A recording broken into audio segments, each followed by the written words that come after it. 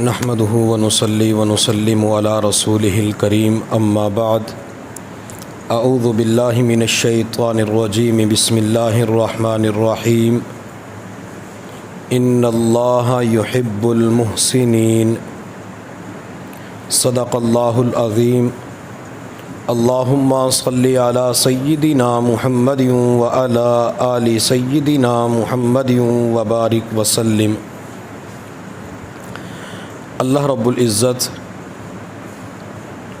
قرآن کی نظر میں جن لوگوں کے ساتھ محبت فرماتے ہیں ان میں سے ایک بندہ وہ ہے جو دنیا کے اندر کسی کے ساتھ احسان کرتا ہے۔ اللہ رب العزت نے قرآن عظیم الشان میں فرمایا ان اللہ یحب المحسنین، بے شک اللہ تعالی احسان کرنے والوں سے محبت فرماتے ہیں۔ قرآن عظیم الشان کے اندر اللہ رب العزت نے احسان کرنے کا حکم بھی دیا، ان اللہ یأمر بالعدل والاحسان۔ یہ جو آیت مبارکہ ہے عموماً جمعۃ المبارک کے دوسرے خطبہ کے اندر پڑھی جاتی ہے، جس کے اندر لوگوں کو انصاف کرنے اور احسان کرنے کی تعلیم دی جاتی ہے۔ تو گویا کہ اللہ تعالیٰ نے اپنے بندوں کو حکم دیا کہ تم ایک دوسرے کے اوپر احسان کیا کرو۔ احسان کا ایک مطلب تو یہ ہے کہ انسان کو اللہ رب العزت کا استحضار اور دھیان نصیب ہو جائے۔ مشکات شریف کی روایت ہے، حضرت جبرائیل علیہ السلام نبی علیہ السلام کی خدمت میں انسانی شکل کے اندر آئے، اور حضرت جبرائیل علیہ السلام جب بھی نبی علیہ السلام کی خدمت کے اندر ملنے کے لیے آتے انسانی شکل کے اندر، تو ہمیشہ سفید کپڑے پہن کے آیا کرتے تھے۔ سفید کپڑے پہن کر نبی علیہ السلام سے ملاقات کیا کرتے تھے۔ تو جبرائیل نے نبی علیہ السلام کی خدمت کے اندر پہنچ کے 3 سوالات پوچھے، مل ایمان، مل اسلام، مل احسان۔ اللہ کے نبی ایمان کسے کہتے ہیں، اسلام کسے کہتے ہیں اور احسان کسے کہتے ہیں؟ تو حضور صلی اللہ علیہ وسلم نے ارشاد فرمایا ان تعبد اللہ کأنک تراہ فإن لم تکن تراہ فإنہ یراک۔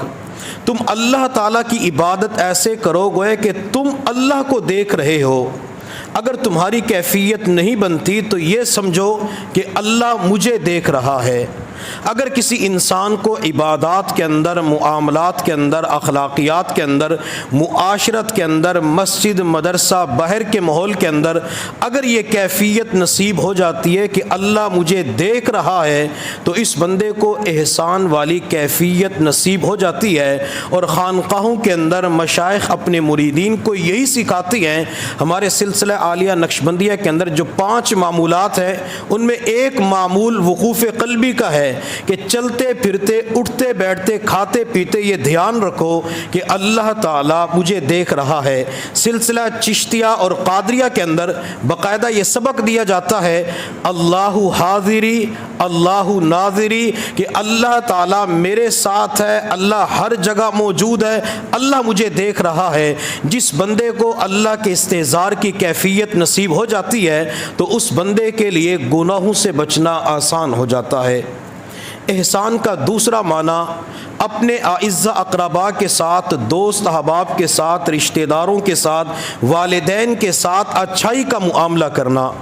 میرے اللہ نے فرمایا وَبِالْوَالِدَيْنِ إِحْسَانًا وَبِذِي الْقُرْبَى وَالْيَتَامَى وَالْمَسَاكِينِ وَالْجَارِ ذِي الْقُرْبَى وَالْجَارِ الْجُنُبِ وَالصَّاحِبِ بِالْجَنبِ وَابْنِ السَّبِيلِ۔ اللہ نے یہاں پر رشتہ داروں کا تذکرہ کیا کہ ان کے ساتھ تم احسان کا معاملہ کرو، یعنی اچھائی کا معاملہ کرو۔ اور احسان کا تیسرا معنی اپنے اعزاء اقرباء، اپنے دوست احباب اور دشمنوں کی غلطی کو معاف کر دیا جائے۔ میرے اللہ نے قرآن میں فرمایا فاعف عنہم واصفح ان اللہ یحب المحسنین، آپ ان کو معاف کر دیجئے، ان کی غلطی سے درگزر کیجئے، اللہ تعالیٰ آپ سے محبت فرمائیں گے۔ تو گویا کہ بندہ کسی کو معاف کر دیتا ہے، کسی کی غلطی سے درگزر کرتا ہے، تو یہ بھی دوسرے کے اوپر احسان کرنے والا، اور اس معاملے کی وجہ سے اللہ کی محبت نصیب ہوتی ہے۔ اور احسان کا اگلا معنی یہ ہے کہ انسان اس کائنات کے اندر اپنے ملک پاکستان کے اندر رہتے ہوئے زمین کے اوپر فساد نہ پھیلائے۔ میرے اللہ نے قرآن میں فرمایا وَلَا تُفْسِدُوا فِي الْأَرْضِ بَعْدَ إِصْلَاحِهَا وَادْعُوهُ خَوْفًا وَطَمَعًا إِنَّ رَحْمَتَ اللَّهِ قَرِيبٌ مِّنَ الْمُحْسِنِينَ، کہ تم زمین کے اندر اصلاح اور درستگی کے بعد فساد نہ پھیلاؤ۔ اب اس کو آج کے دور کے اندر سمجھنا آسان ہو چکا ہے۔ بعض مرتبہ جب کوئی تحریک احتجاج نکالتی ہے یا کسی ملک کے اندر نبی علیہ الصلوۃ والسلام کی شان میں گستاخی کی جاتی ہے نعوذ باللہ، تو اپنا احتجاج ریکارڈ کروانے کے لیے لوگ سڑکوں کے اوپر چوک چوراہے کے اوپر آ جاتے ہیں، اور بعض مرتبہ تحریکوں کے اندر ایسے شرارتی قسم کے لوگ ہوتے ہیں جو جا کے کسی کی دکان کو نقصان پہنچا دیتے ہیں، کسی کی گاڑی کو جا کے جلا دیتے ہیں، کسی انسان کے مکان کو نقصان پہنچا دیتے ہیں۔ تو شریعت مطہرہ ایسے تمام نقصانات سے منع کرتی ہے جس کی وجہ سے اپنے مسلمان بھائیوں کو تکلیف پہنچے۔ اب بازار بند کر دیا جاتا ہے، احتجاج کیا جاتا ہے، لیکن اپنے مسلمان بھائیوں کی دکان کو نقصان پہنچاتی ہے، کبھی ان کو آگ لگا دیتے ہیں، کبھی مسلمانوں کو فیر مار دیے جاتے ہیں۔ تو اگر کوئی بندہ زمین کے اوپر اس قسم کی شرارتیں نہیں کرتا تو یہ بھی مخلوق خدا کے اوپر، بلکہ ملک پاکستان کے اندر رہنے والے یہ 22-23 کروڑ کی جو آبادی ہے، اس پوری مخلوق کے اوپر وہ بندہ احسان کرنے والا ہوتا ہے۔ اور جب کوئی بندہ احسان کا معاملہ کرے ہمارے ساتھ تو اس احسان کا بدلہ بھی دینا چاہیے۔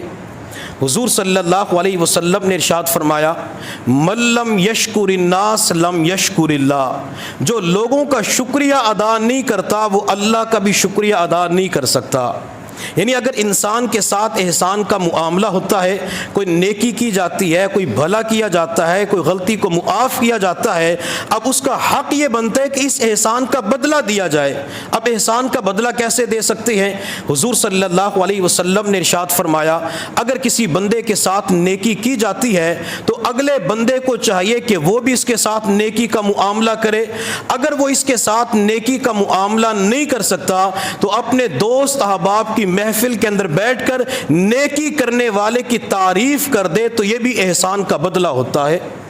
اگر کوئی بندہ ہمارے ساتھ کسی بھی قسم کا احسان کا معاملہ کرتا ہے، وہ قرضہ دے دیتا ہے، وہ مصیبت کے اندر کام آ جاتا ہے، اب اس بندے کے ساتھ ہم اچھائی کا معاملہ تو نہیں کر سکتے، لیکن اپنے دوستوں کی محفلوں کے اندر بیٹھ کر یا اس کے اپنے اعزاء اقرباء کے پاس بیٹھ کے اتنا تو کہہ سکتے ہیں فلاں بندہ بڑا اچھا ہے، وہ نیکی کرتا ہے، اس کے اندر نیکی کی صفات پائی جاتی ہے۔ اگر کوئی بندہ اتنا بھی کام کر لیتا ہے تو نبی علیہ الصلوۃ والسلام نے فرمایا کہ یہ شکریہ ادا کرنے والا بن جاتا ہے۔ اور اگر کوئی بندہ کسی کا تذکرہ ہی نہ کرے، اس کی نیکیوں کی تعریف نہ کرے تو نبی علیہ الصلوۃ والسلام نے ارشاد فرمایا کہ یہ بندہ ناشکرہ بن چکا ہے۔ دنیا کے اندر صبح سے لے کر شام تک ہمارے ساتھ احسانات کے معاملے ہوتے ہیں تو ہمیں چاہیے کہ ہم ان کے لیے دعا کر دیا کریں یا ان کا تذکرہ خیر کر دیا کریں۔ احسان کا ایک بدلہ یہ ہوتا ہے جب کوئی بندہ ہمارے ساتھ احسان نیکی کا معاملہ کرے تو ہم اس کو جواب کے اندر جزاک اللہ کہا کریں۔ جیسے معاشرے کے اندر تھینک یو کہہ دیتے ہیں، شکریہ کہہ دیتے ہیں، یہ جو نبی علیہ الصلوۃ والسلام نے جزاک اللہ کا لفظ سکھایا ہے، اس کی وجہ سے انسان احسان کا بدلہ ادا کرنے والا بن جاتا ہے۔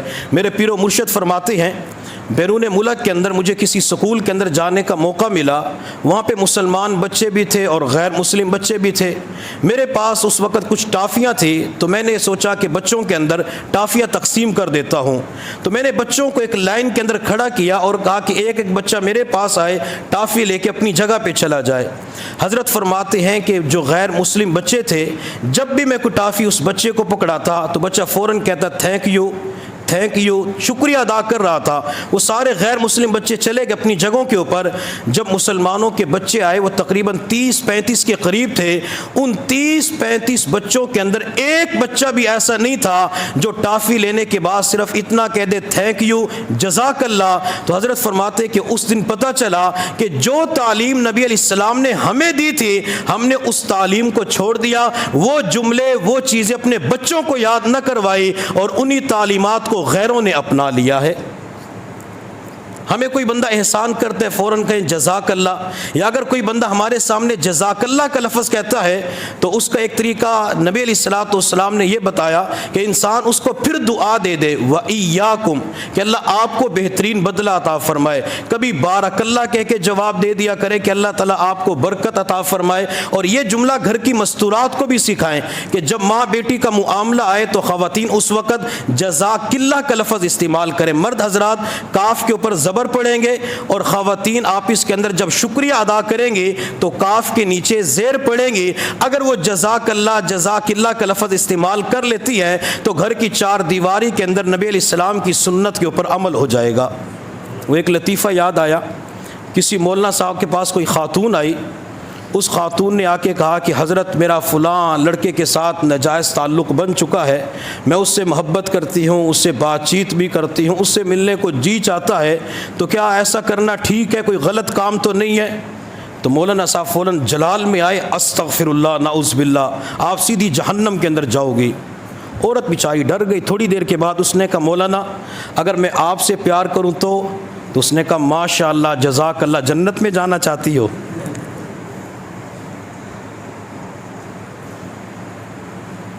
وہ ایک پیر صاحب کے پاس میاں بیوی گئے، ان کی اولاد نہیں ہو رہی تھی، تو پیر صاحب سے کہا کہ پیر صاحب کوئی تعویذ دے، کوئی عمل بتائیں کہ اللہ تعالیٰ خالی جھولی کو ہرا بھرا کر دے۔ تو پیر صاحب نے کہا آپ کا معاملہ بہت لمبا ہے، اس کام کے لیے مجھے قبرستان کے اندر چلہ کاٹنا پڑے گا۔ تو ان دونوں نے کہا کہ ٹھیک ہے آپ چلہ کاٹ لے۔ تو پیر صاحب کہنے لگے کہ میں اکیلا چلہ تو نہیں کاٹ سکتا، آپ کو آنا پڑے گا۔ چلہ کاٹنے کے بعد جب عمل مکمل ہوگا تو آپ دونوں کے اوپر دم کرنا ہوگا۔ تو انہوں نے کہا پیر صاحب کس وقت آئیں؟ تو پیر صاحب نے کہا کہ رات کے 2 بجے آپ نے فلاں قبرستان کے گیٹ پہ پہنچ جانا، میں بھی وہاں پہ آ جاؤں گا، رات کے وقت عمل کیا جائے گا۔ اب یہ دونوں حضرات خاوند بیوی گھر کی طرف واپس چلے گئے، تو اس پیر صاحب نے کسی اور بندے سے کہا کہ فلاں قبرستان کے اندر کسی درخت کے پاس کھلی جگہ ہے، قبر کی جگہ، تو آپ رات کو وہاں پہ جا کے لیٹ جانا، اور جب میں رات کے 2 بجے قبر کے پاس آ کے منتر پڑھوں گا، عمل پڑھوں گا، تو عمل کرنے کے بعد میں اونچی آواز سے کہوں گا قم باذن اللہ، اللہ کے حکم سے کھڑا ہو جا، تو تو قبر کے اندر سے کھڑا ہو جانا۔ تو میاں بیوی کے اوپر میری دہشت بیٹھ جائے گی کہ جب میرے حکم سے مردہ زندہ ہو سکتے تو اولاد کیوں نہیں ہو سکتی؟ تو رات کے 2 بجے میاں بیوی بھی دروازے کے اوپر پہنچ گئے، وہ پیر صاحب بھی پہنچ گئے۔ اب پیر صاحب اس جوڑے کو لے کے اسی قبر کے پاس پہنچے جہاں پہلے سے بندے کو پہنچایا ہوا تھا۔ اب پیر صاحب نے اپنی پڑھائی اور منتر کرنا شروع کر دیا، اور کافی دیر کے بعد اونچی آواز سے جلال میں آ کے کہا قم باذن اللہ، اللہ کے حکم سے کھڑا ہو جا۔ تو قبر کے اندر سے ایک کی بجائے 2 بندے نکل آئے۔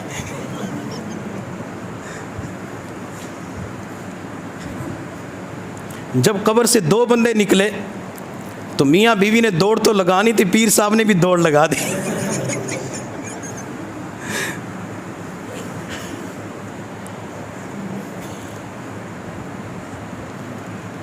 پیر صاحب بھی گھر اور وہ جوڑا بھی اپنے گھر۔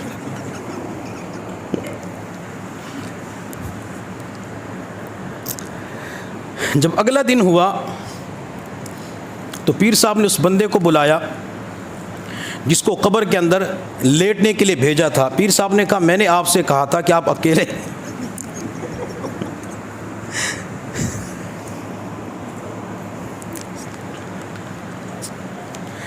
اکیلے قبر کے اندر لیٹ جانا، تو یہ دوسرا بندہ کون تھا؟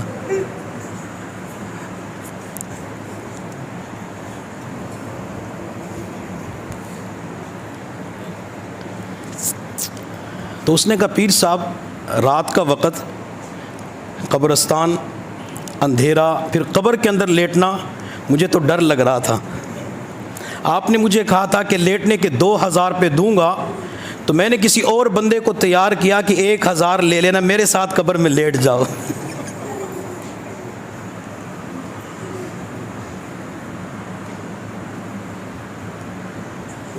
وہ ایک خاوند اپنی بیوی کے لیے موبائل لے کے آیا، تو بیوی کو جا کے اس نے موبائل گفٹ ہدیہ کے طور پہ پیش کر دیا۔ بیوی بیچاری بڑی خوش ہو گئی کہ خاوند مجھ سے محبت کرتا ہے۔ تو بیوی نے اپنے خاوند سے کہا کہ تمہیں میرے ساتھ پیار ہے؟ اس نے کہا بیگم اللہ کی قسم مجھے آپ کے ساتھ بڑا پیار ہے۔ کتنا پیار کرتے ہو؟ تو اس شخص نے دوبارہ قسم اٹھا کے کہا بیگم اللہ کی قسم آپ کے ساتھ جو میرا پیار ہے وہ سم کی مانند ہے۔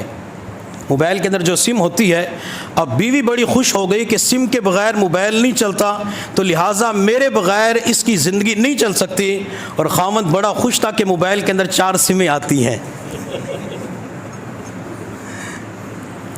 تو جب بھی کوئی بندہ احسان کا معاملہ کرے تو جواب کے اندر جزاک اللہ کا لفظ استعمال کریں، یا اس کو تھینک یو کہہ دیا کریں، شکریہ کہہ دیا کریں، تاکہ اس بندے کو احسان کا بدلہ دیا جا سکے۔ نبی علیہ الصلوۃ والسلام کی جب مبارک زندگی کو دیکھتے ہیں تو آپ احسان کا بدلہ دیا کرتے تھے۔ میرے محبوب صلی اللہ علیہ وسلم کے پاس ایک مرتبہ نجاشی کا وفد آیا، تو نبی علیہ الصلوۃ والسلام نے جب دسترخوان لگایا تو آپ برتن اٹھا کے خود رکھ رہے تھے۔ آپ علیہ الصلوۃ والسلام کی خدمت میں صحابہ کرام نے عرض کیا اللہ کے نبی ہم خدمت کے لیے کافی ہیں، ہم خدمت کرنے کے لیے تیار ہیں۔ تو میرے محبوب صلی اللہ علیہ وسلم نے عجیب جملہ ارشاد فرمایا، میرے صحابہ جب لوگوں نے حبشہ کی طرف ہجرت کی تھی تو ان لوگوں نے میرے ساتھیوں کا اکرام کیا تھا، اب ان کی خدمت کرنا محمد کے اوپر ضروری ہو چکا ہے۔ نبی علیہ السلام خود دسترخوان بچھا رہے تھے، خود برتن رکھ رہے تھے تاکہ وہ احسان کا بدلہ ہو سکے۔ نبی علیہ الصلوۃ والسلام جب طائف کے میدان سے مکہ کی طرف تشریف لا رہے تھے اور آپ کا پورا جسم لہولہان تھا، تو مکہ والوں نے آپ کو مکہ کے اندر داخل ہونے سے منع کر دیا کہ آپ مکہ کے اندر داخل نہیں ہو سکتے۔ تو حضور صلی اللہ علیہ وسلم نے ایک کافر سردار تھا مطعم، اس کے پاس پیغام بھیجا کہ مجھے اپنی پناہ کے اندر لے لو۔ تو اس کافر نے نبی علیہ الصلوۃ والسلام کو پناہ دے دی۔ وقت گزرتا رہا، جب بدر کا علاقہ، بدر کے میدان کے اندر مسلمانوں کو فتح ہوئی اور کفار مکہ کے 70 حضرات گرفتار ہو گئے، تو مکہ والوں نے سوچا کہ 70 کو تو قتل کر دیا جائے گا، ان 70 کو آزاد کروایا جائے، کس بندے کو بھیجیں؟ تو آپ اس کے اندر مشورہ ہوا کہ جو مطعم کے بیٹے جبیر ہیں ان کو نبی علیہ الصلوۃ والسلام کی خدمت کے اندر بھیجا جائے، اللہ کے نبی احسان کو یاد رکھنے والے ہیں۔ جب جبیر نبی علیہ الصلوۃ والسلام کی خدمت کے اندر پہنچے تو آپ علیہ الصلوۃ والسلام نے اس موقع پہ فرمایا، جبیر اگر تیرا والد زندہ ہوتا جس نے میرے ساتھ فلاں موقع پہ احسان کیا تھا تو میں تیرے والد کی وجہ سے 70 قیدیوں کو آج ہی آزاد کر دیتا۔ یہ احسان کا بدلہ دینے والے تھے۔ نبی علیہ الصلوۃ والسلام اپنی بیوی ختیجہ کے احسان کا بدلہ دینے والے۔ آپ علیہ الصلوۃ والسلام کا جب نکاح ختیجہ کے ساتھ 25 سال کی عمر میں 40 سال کی بیوہ عورت سے ہوتا ہے تو ختیجہ رضی اللہ تعالی عنہ اپنا سب کچھ اپنے خاوند کے قدموں پہ قربان کر دیتی ہے۔ نکاح کرنے سے پہلے نبی علیہ الصلوۃ والسلام مکہ کے سب سے بڑے غریب تھے، لیکن جب ختیجہ کے ساتھ نکاح ہوتا ہے، ختیجہ مال قربان کرتی ہے تو آپ علیہ الصلوۃ والسلام ایک ہی دن کے اندر مکہ کے سب سے بڑے مالدار بن جاتے ہیں۔ آپ علیہ الصلوۃ والسلام ختیجہ کے ساتھ محبت کیا کرتے تھے۔ جب ختیجہ دنیا سے چلی گئی، ایک مرتبہ نبی علیہ السلام عائشہ کے پاس تشریف لائے تو عائشہ کے پاس کوئی عورت بیٹھ کے بات چیت کر رہی تھی، تو محبوب نے فرمایا عائشہ اس کی آواز ختیجہ کی آواز سے ملتی جلتی ہے، یہ کون ہے؟ حضرت عائشہ نے عرض کیا اللہ کے نبی ختیجہ کی بہن ہے۔ جب میرے محبوب کے سامنے ختیجہ کا نام آیا تو آپ کی آنکھوں میں آنسو آ گئے۔ حضرت عائشہ صدیقہ رضی اللہ تعالیٰ عنہ کہنے لگی یا رسول اللہ میں آپ کی جوان بیوی ہوں، آپ اس وقت بھی اس بوڑھی عورت کو یاد کر رہے ہیں؟ تو حضور صلی اللہ علیہ وسلم نے فرمایا عائشہ میں ختیجہ کو زندگی کے اندر کبھی بھی نہیں بھلا سکتا۔ عائشہ مجھے وہ منظر اچھی طرح یاد ہے جب مکہ کے اندر میرے جسم کو لہولہان کیا جاتا تھا تو اس وقت ختیجہ میرے زخموں کی مرہم پٹی کیا کرتی تھی۔ جب دنیا والے مجھے تانے دیا کرتے تھے تو اس وقت ختیجہ مجھے تسلی دیا کرتی تھی۔ میں ختیجہ کو زندگی کے اندر کبھی نہیں بھلا سکتا۔ اور پھر نبی علیہ السلام ختیجہ کو کتنا یاد کرتے، جب آپ بکرے کو گھر کے اندر ذبح کیا کرتے تھے تو ختیجہ کی سہیلیوں کے پاس باقاعدہ گوشت بھیجا کرتے تھے۔ یوں ختیجہ کے احسانات کو یاد کر کے ان کا بدلہ دیا کرتے تھے۔ تو اس لیے ہمیں چاہیے کہ ہم بھی دوسروں کے احسانات کا بدلہ دنیا ہی کے اندر ادا کریں۔ ایک واقعہ بیان کر کے اپنی بات کو مکمل کرتے ہیں۔ میرے حضرت کے شیخ تھے خواجہ غلام حبیب رحمۃ اللہ علیہ، ہمارے دادا پیر لگتے ہیں چکوال کے اندر رہنے والے۔ حضرت فرماتے ہیں کہ جب مجھے خواجہ عبد المالک صدیقی رحمۃ اللہ علیہ خانوال والوں نے اجازت و خلافت دی تو میں نے سلسلے کا کام کرنا شروع کر دیا۔ تو میرے پاس ایک نوجوان آیا جو سلسلے کے اندر داخل ہوا. چند دنوں کے بعد اس نوجوان کو عقیدت محبت ہو گئی تو میرے پاس بہت زیادہ رقم لے کے آیا اور کہا کہ آپ ہدیہ کے طور پہ رکھ لیں. تو میں نے کہا یہ مال تو آپ کا اپنا نہیں ہے, آپ کے والد کا مال ہے. تو اس نوجوان نے کہا نہیں, میرا اپنا مال ہے, میں آپ کو خوشی کی وجہ سے ہدیہ کے طور پہ دے رہا ہوں. حضرت فرماتے ہیں کہ میں نے وہ سارے پیسے رکھ لیے اور لوگوں کے درمیان تقسیم کر دیے. جیسے بعض مرتبہ خانقاہوں کے اندر مہمان آتے ہیں تو مہمانوں کو کھانا کھلانا ہوتا ہے, خدمت کرنی ہوتی ہے, تو اس سلسلے کے اندر وہ سارے پیسے خرچ ہو گئے.